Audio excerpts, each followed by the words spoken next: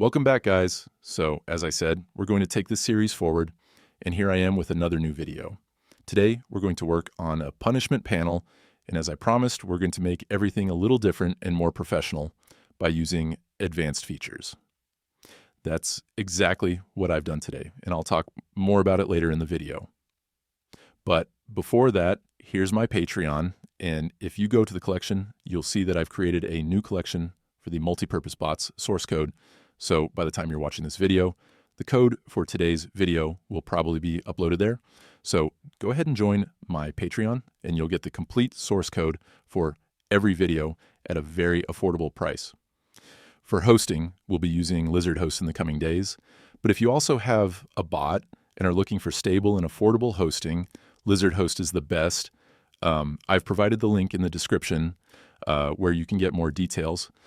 Before moving forward, here are some of our patrons for this month. I just want to say that because of them, these videos are possible. And you guys are awesome. Thank you so much for the support. All right, let's get into the video. All right, so I'm working on my project. If you don't know what this is, check out yesterday's video and you'll understand.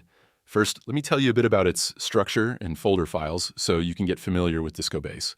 So first up, we have the admin folder, which is for our DiscoBase dashboard. If you didn't select it in the terminal during setup, you won't see this. Next is the errors folder, where error logs are sent. After that, there's the node _ modules folder, which we won't look at because it just stores packages. Then we have the main SRC folder, which contains several subfolders and files. First is the commands folder, and here you can create more subfolders for commands, and there are already a few folders to help you manage your commands. This is for /commands. Next is the events folder, which will contain all event files, like button interactions, modal interactions, and any other type of Discord event. Then we have the functions folder, which will contain functions.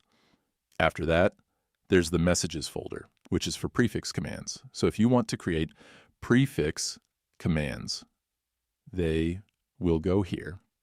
Next is the schemas folder, where our database schema files will go, and we'll check that out today. Then there's the index.js file, which contains some code that manages all the folders and files in DiscoBase. After that, we have cli.js, which you don't need to look at. Then there's the config.json file, which you're already familiar with. The rest is stuff we won't look at. All right, now let me tell you what we're going to create today. I thought since it's a multi-purpose bot, we'll need to create basic commands like kick, ban, timeout, warn, etc. But since I already created these commands on my channel, why not change things up and instead of separate commands, create a punishment panel with buttons that are easy to use and manage. So today, we're going to do that. When a user clicks on a button, a modal will open, and they'll simply provide the reason and perform the action, which we'll check out later. Let's start. First, I'll create the warn schema.js file in the schemas folder. This will define the structure for how we store the data. I'll quickly write the code for this. And remember, you need to have MongoDB set up. I just put the link for MongoDB in the video. If you haven't set it up yet, go check out that video on my channel and then continue from here. So you can see I've written the code. Now let me explain it to you. First, I defined mongoose here, then I created a variable with const, and after that, I created a new schema structure using new mongoose.schema. Then I defined the things we need to save. First, we are saving the gilded, then the user id, then the user's total warns, and then an array of warns, because there can be more than one warn. In the warn array, we save the reason for the warn and the date and time of the warn. Finally, I exported it so we can use it in other files. All right, now we're going to create a command. You can directly go to the commands folder and create a new file there. If your bot is running, as soon as you create the command file, DiscoBase will automatically generate the basic structure of your command in the file. But for example, if your bot is not running, like ours isn't, I will go to the terminal and type npm run generate. Once I do that, it will ask which file you want to generate, whether it's a /command event or prefix command. I'll select the slash command, then it will ask for the file name, and I'll give it the name punish. After that, it will ask which folder to create the file in, and it will show the subfolders of the commands folder. You can also create a new folder here, but I'll simply select the moderation folder and press enter. If I show you the file now, you'll see that my file has been created with the basic code, so I won't have to write this code repeatedly. Now, I'll just give the command a name and a description, and then we can start creating our command. Now, let's start writing our code. First, I will define a few things here that we are going to use, and then I'll write the code. You need to follow along as well. Once the code is complete, I'll explain it to you. And yes, if you face any issues with the code, the link to my Discord server is in the description. Join quickly, and even if you don't face any issues, still join. I mean, why not?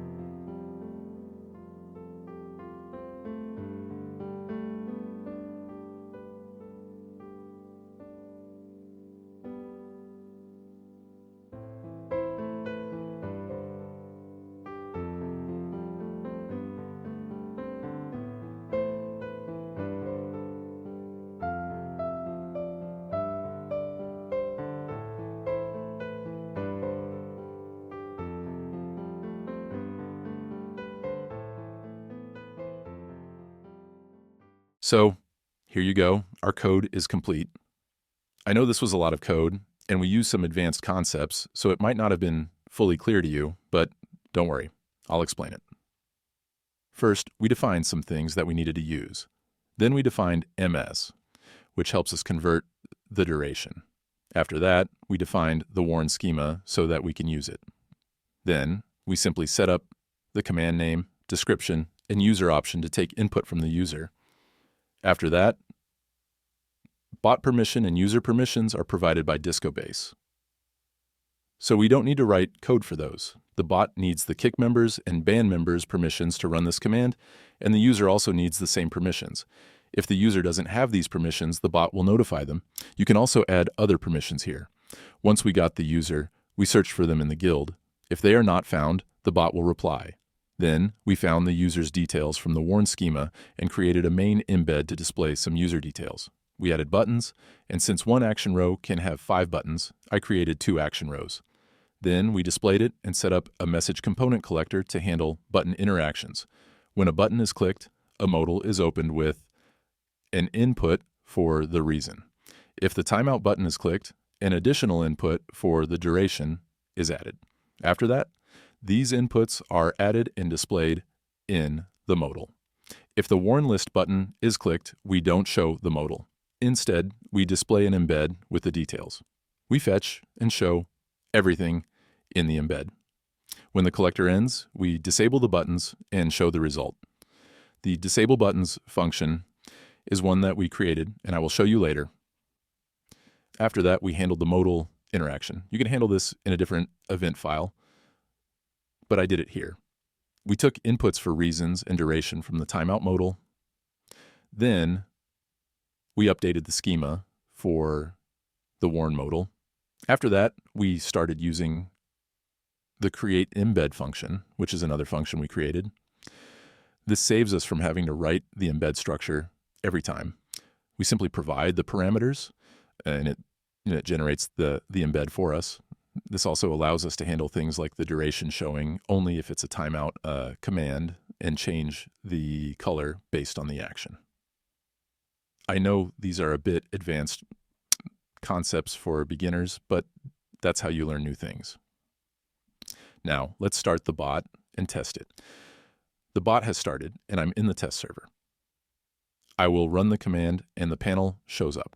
First, I'll test the timeout by providing a reason, which is optional, and a duration, like 15 seconds. After that, you can see that the timeout was applied. Now, let's test the warn command. You can see that the warn has expired, so let's run the command again. You can also increase the expiration duration. Now let's click on warn, provide the reason, and submit. After running the command, you can see that the first warn is showing up. If we click on the warn list, it shows all the details. So that's how you can test it. I hope you liked today's video. Make sure to like the video, subscribe to the channel, and also comment